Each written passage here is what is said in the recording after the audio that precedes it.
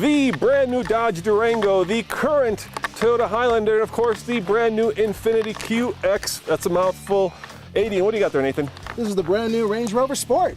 Now this is TFL's Mega Mashup. Yeah, see, I'd rather call it the 3 Rows of Destiny. No, I better not go there. Or how about that? Oh, Day 2 coming up next on the Fast Lane Car. 3 Rows of Destiny.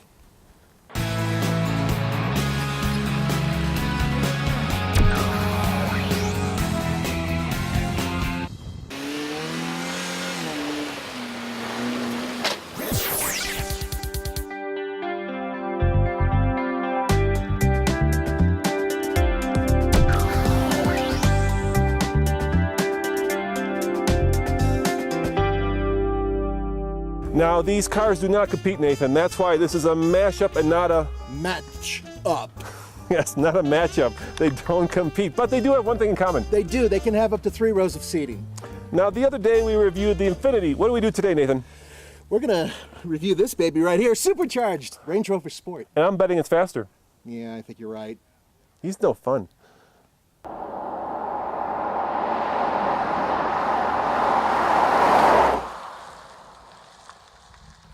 Now, under the hood is a Jaguar. Literally, this is the same engine that's in the new Jaguar F-Type. It's a 3-liter supercharged V6 that puts out 340 horsepower and 332 pound-foot of torque.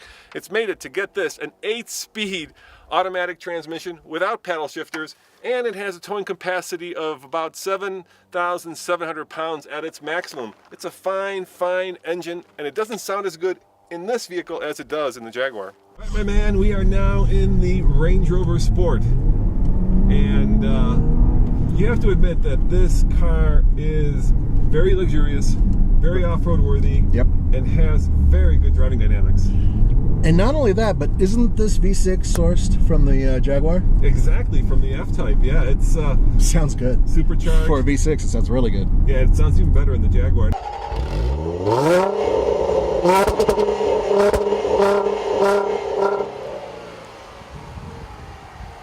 You know, 4,000, that's as high as it will go.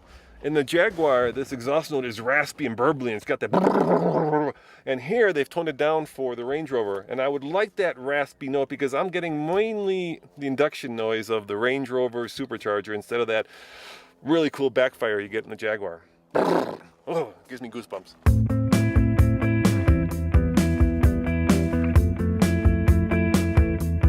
Now, I have to say that Range Rover purposely went out of their way to make this more sports car-like. So it's a little bit, I would almost say claustrophobic. We're 2 big guys, but I kind of like a little bit more room. How about you, Nathan? I'm pretty spread out. I'm pretty comfortable. You drove this all day yesterday when we were out prototype hunting, and you're pretty damn comfortable in here. I'm damn comfortable. Well, here's the funny part. You know, we had a discussion. I used to have a Land Rover Discovery, and it had the same feature this has, which is start-stop. The difference is this is supposed to do it. Now, that one. That one just did it whenever it wanted. Yeah, it's a little weird because, you know, frankly, you had a light, boom, silence.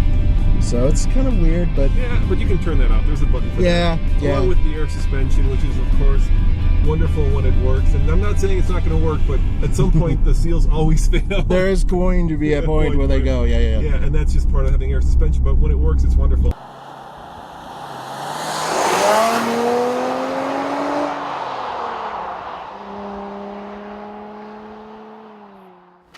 I have to be honest, this is my favorite car of the bunch, at least when it comes to style. If the Infiniti is a hippo, as Nathan says, well, this looks like a feline Jaguar. Feline Jaguar, not exactly. Wrong. It is a Jaguar, Nathan, literally and figuratively. But best of all, I like the fact that it resembles the other Range Rovers. This looks like a baby Range Rover or a grown-up Evoque because that's exactly where it slots in. There's a strong family resemblance and it all makes sense. It's got that kind of British, it's very German, sorry, I can't do a British accent. Yes, but I bloody well can. Nathan can. Get off camera, you. I am very stylish and I am very buttoned down. You know, the cool thing, Nathan, is I'm getting 22.0 mpg in real world driving. That's not bad. You want to know what my Infiniti was getting? No, it'll be like 2. No, not that bad, but pretty bad.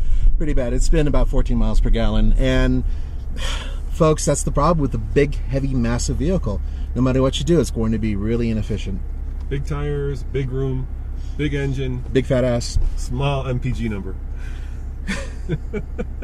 That's just the way it is. Yeah, Deal with it. Yeah. Well, maybe they should put a supercharged V6 in the Infiniti, you know? Yeah, why not? Hey, you listening, Infiniti? Supercharge that bad boy.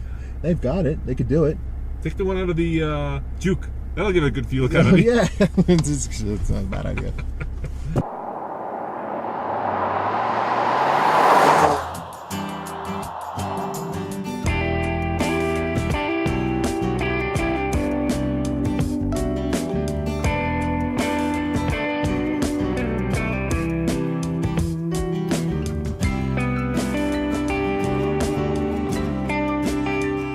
I've always liked the interiors of Range Rovers, and this is no exception. Everywhere you touch is expensive. Soft materials, fat steering wheel, big controls. What more do you want? I guess you do want a little bit more space. Range Rover says that they've made it a little bit more intimate to give you a better, more sport car-like driving experience. To me, it feels a little cramped. I wish there were just a little bit more room in here, and my God, when you put those third row seats in the back, it's going to be crazy cramped. Roman's right. It does feel more cramped than before. But I can say this with some certainty. I can fit behind Roman. I got a little bit of space, and with my big boy shoes on, I'm nearly 6'2". And headroom is okay as long as you're not moving it around too much. It's relatively comfortable too. And you gotta love that sunroof that goes all the way to the back, Nathan. Oh my gosh, it is, doesn't it? Yeah, that's a cool feature. It gives it that kind of airy, open atmosphere that you want in something that can be claustrophobic. And when you're on safari, you can open it up with your blunderbuss stick out there and plop. Plenty of room. I think a lot of people are taking this on safari. Absolutely. It's kind of the Swiss Army knife of cars, right? Because you can kind of flog it around on these roads, and it's sport car-like in that, you know, you can feel what the road is doing, you can feel what the tires are doing. It's directly connected to the pavement. Yet when you get on the off-road section, you can raise up the suspension and you can kind of go trouncing through the wild. Not that people will do that in an $80,000 vehicle. Yeah, this is like 80 grand, right? Yeah, it's like the Infiniti. It's the exact same price. I'll be damned. I mean, that's not cheap, but this used to be like the cheaper vevehicle in Not anymore. Yeah. Now it slices in right between the Evoque and the regular Range Rover now. Oh, Jesus! Son of a... I didn't say... Whoa! Yes, the brakes work really good. They do. Oh my God. That hurt. But the question is it faster than the Infiniti? So what's next? We're gonna do a 0 to 60 in this thing, and I need to get the hell out of it so I can drain my bladder. Bastard. All right, let's find out if this is faster. Sorry, man. No, you're not. I know I'm not.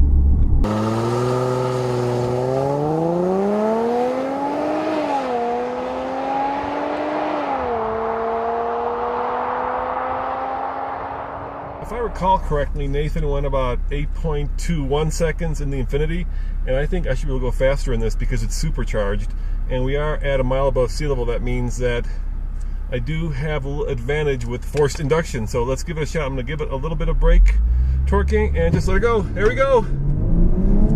340 horsepower, and there is 60 right there.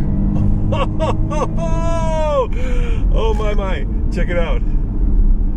That could not be closer. 8.23. Let me out of here. Open! Open! Nathan, people want to know, does Nathan fit? Barely, but you know, there's supposed to be a third row seat you could put into these, right? I have no idea how it's going to fit. I really don't. You know, when I was at the Range Rover program when they launched this, yeah, they only had one with a third row, and that was a cutaway, because I'm not sure if there's going to be a heck of a lot of room when you put a third row back here. Well, the biggest problem here is the way it's raked in the back, which is typical to Range Rover, but it just takes all the room away. So, I mean, there's enough space down here. I guess we'll just have to find out when we see one. Yeah, you need small kids, not like our kids, not monster big. Monster big? My kids are normal size and they wouldn't fit. Okay guys, here is attempt number 2. I am in sport mode. There are no paddle shifters, so I'm just gonna hope that this goes faster. There we go! Come on! Oh, it feels faster. Will it be faster when it's all said and done? There's 60. Look at that! Oh, yeah, baby. Too bad, Nathan. Looks like British luxury and off-road worthiness trump Japanese luxury and off-road worthiness, at least when it comes to 0 to 60 times. Woohoo!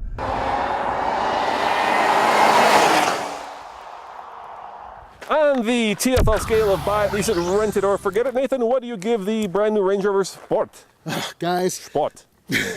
I give it a lease it, and I'll tell you why. Because there's no way anybody other than a tiny, tiny child can fit in the third row. And, you know, frankly speaking, I think that this has the smallest of the backs. You are absolutely correct, but I only have one child, so I don't need that. Plus, I love the way that it's kind of the Swiss Army knife. It does everything well, so I'm going to give it a buy it, even though it is expensive. Which means that tomorrow we do what, Nathan? We're going to drive the Highlander. Coming up tomorrow on the Fast Lane Car. As always, this is Roman and my man Nathan. saying thanks for watching, and remember, Highlander tomorrow. Ciao.